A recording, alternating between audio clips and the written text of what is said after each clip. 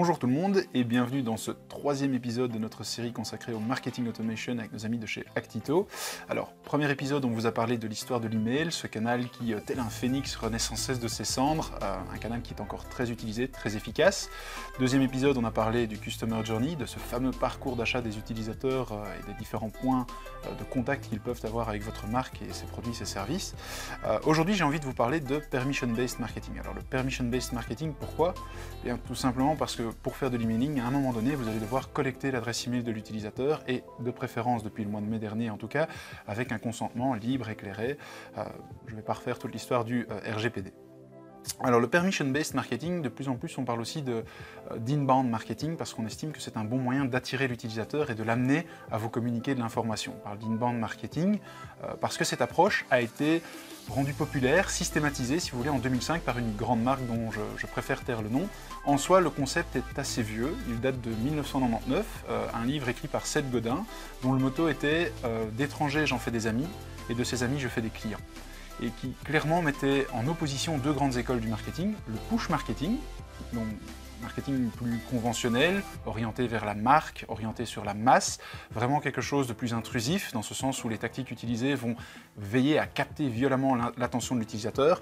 Un exemple, Coca-Cola veut booster les ventes d'un type de produit, et bien tout simplement ils vont amener ce produit en tête de rayon chez différents distributeurs, solliciter votre attention de consommateur, vous allez acheter le produit, l'action directe étant la vente et l'augmentation du chiffre d'affaires, sans à aucun moment rentrer dans un cycle plus conversationnel, dans un marketing plus relationnel. Par opposition, le pull marketing, c'est un marketing plus participatif puisqu'en soi, vous allez susciter l'intérêt de l'utilisateur qui dispose de différents outils, dont notamment les moteurs de recherche, pour se documenter sur vos produits, vos services, votre marque, et qui donc va non plus être dans l'attente d'être interrompu, et qui va à un moment donné se mettre à chercher de l'information pour justement se documenter et se forger une opinion. Un bon exemple, c'est les micro-moments de Google.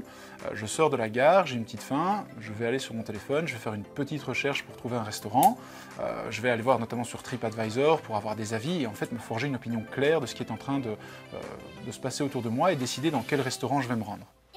Donc clairement l'intérêt de l'inbound marketing, de ce marketing où en soi c'est l'utilisateur qui part à la recherche d'informations, c'est de le nourrir tout au long du trajet d'achat. Et pour ce faire, on va avoir 4 grands groupes de médias qui summarise en fait, qui rassemble enfin tout ce qui est l'inbound marketing en tant que tel. Le premier grand groupe de médias, c'est le earned media. Donc je parlais tout à l'heure de TripAdvisor, c'est un exemple un peu de earned media puisque les gens laissent des avis, donc finalement ils informent les personnes qui cherchent de l'information sur la qualité du restaurant, le niveau de service.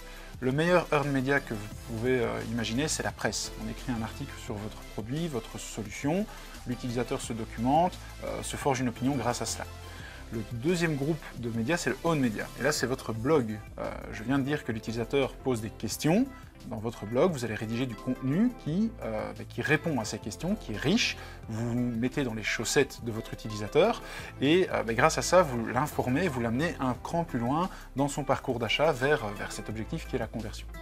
Troisième média, c'est le shared media, et donc là c'est clairement les médias sociaux, donc vous produisez du contenu qui s'adresse à votre cible et vous le poussez sur différentes plateformes en ciblant la bonne audience et en étant certain que les personnes qui vont recevoir cette information ont déjà un certain niveau d'intérêt pour votre solution. Le quatrième média est un peu hybride puisque c'est du paid, donc là c'est de l'achat d'espace publicitaire, notamment dans les moteurs de recherche et également sur les réseaux sociaux, mais c'est un achat plus intelligent dans ce sens où tout au long du parcours d'achat, l'utilisateur va laisser une trace, une information que vous allez pouvoir utiliser pour être plus approprié, plus pertinent dans votre message marketing. Si je suis une chaîne de magasins de sport, je peux communiquer très large en parlant des sports, donc à différents niveaux, tout le type de sport, mais si l'utilisateur a manifesté un intérêt particulier pour le football et qu'il recherche des chaussures à crampons, je vais lui adresser des campagnes dans ce sens et pas des campagnes sur des produits de tennis par exemple. Donc clairement l'intérêt de faire de l'inbound marketing, c'est d'amener l'utilisateur à rentrer en contact avec votre marque quand lui le veut et l'amener à terme éventuellement, et c'est même l'objectif, à laisser une adresse email sur laquelle vous allez pouvoir capitaliser pour construire une vraie relation. Et donc derrière l'inbound marketing, on a aussi l'inbound selling, ce besoin que vous allez avoir de nourrir vos leads. L'inbound selling, typiquement, c'est se dire, vous recevez un lead qui vient vers votre société parce qu'il s'est documenté, il a trouvé de l'information, il est pratiquement convaincu que vous êtes le bon partenaire, et au lieu de lui sauter dessus directement, vous allez commencer à lui envoyer des mails plus personnalisés, avec des insights que vous allez conserver bien à vous, riches, qui vont vraiment lui permettre de se forger une opinion davantage plus consciente, plus aboutie, je vais dire, et on va passer de peut-être 80 à 90, 95% de certitude de convertir et de souscrire à votre service ou acheter votre produit. Donc très clairement, l'inbound selling, c'est là où l'automation devient très pertinente, puisque vous allez amener du contenu de plus en plus important, de plus en plus pertinent dans le parcours d'achat de l'utilisateur pour lui tracer une route.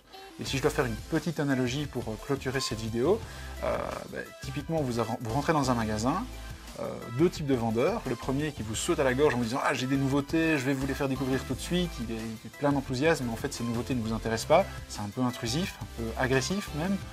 De l'autre côté, ce vendeur, vous rentrez dans le magasin qui vous dit « Si vous avez besoin d'informations ou de conseils, n'hésitez pas à me demander ». Eh bien votre automation, c'est exactement ça, c'est le vendeur qui conseille. Tout au long du parcours d'achat, vous envoyez le bon contenu vers la bonne personne, au bon moment, via le bon canal. Alors, toutes ces données, bien entendu, vous allez devoir les agréger dans une base de données pour pouvoir les utiliser. C'est justement ce que je vous propose d'aborder dans le 4e épisode la semaine prochaine, donc n'hésitez pas à nous suivre. Si vous avez la moindre question, vous pouvez également nous envoyer un petit mail à l'adresse marketing@universem.com. Voilà, rendez-vous la semaine prochaine.